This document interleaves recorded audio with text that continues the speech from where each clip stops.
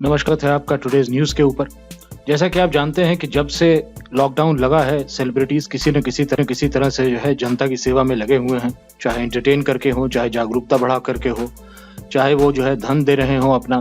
किंतु सेलिब्रिटीज़ ने इस समय ये सिद्ध करके बताया है कि वो एक सिर्फ चकाचौंध से भरे हुए व्यक्ति नहीं होते हैं, बल्कि उनके अंदर बहुत करुणा और बहुत ज़्यादा लगाव होता है जनता के प्रति, अपने फैंस के प्रति। और इसी तरह से जो है ऋतिक रोशन इस समय जो है अपनी फैमिली से रिकनेक्ट कर रहे हैं, अपनी पत्नी और अपने बच्चों के साथ रह रहे हैं, या कहें भूतपूर्व पत्नी और बच्चों के साथ रह रहे हैं।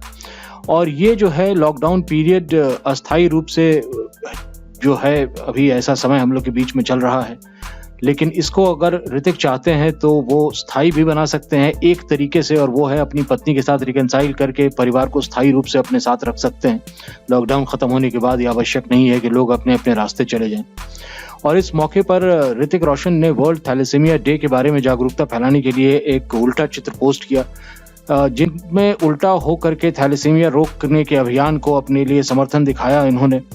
और वही नहीं है, सोशल मीडिया पर उल्टा तस्वीर पोस्ट कर जागरूकता पैदा करने के इस अभियान में उन्होंने और लोगों को भी कहा है कि आप जो है अपना योगदान दें।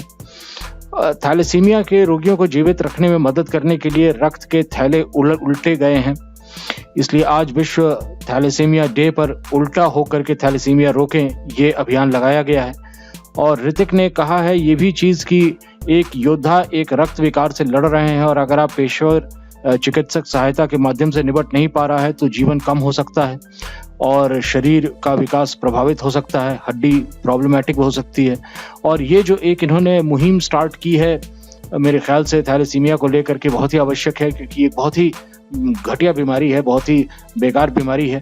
और अगर इससे लड़ने में जो है जनता जागरूक हो जाए, एक दूसरे की मदद करने के लिए तैयार हो, तो मेरे ख्याल से जीवन बहुत आसान हो जाता है और एक और तरह से हमारा जीवन भी आसान कर सकते हैं आप चैनल को सब्सक्राइब करके। बड़ी कृपा होगी आपकी। धन्यवाद।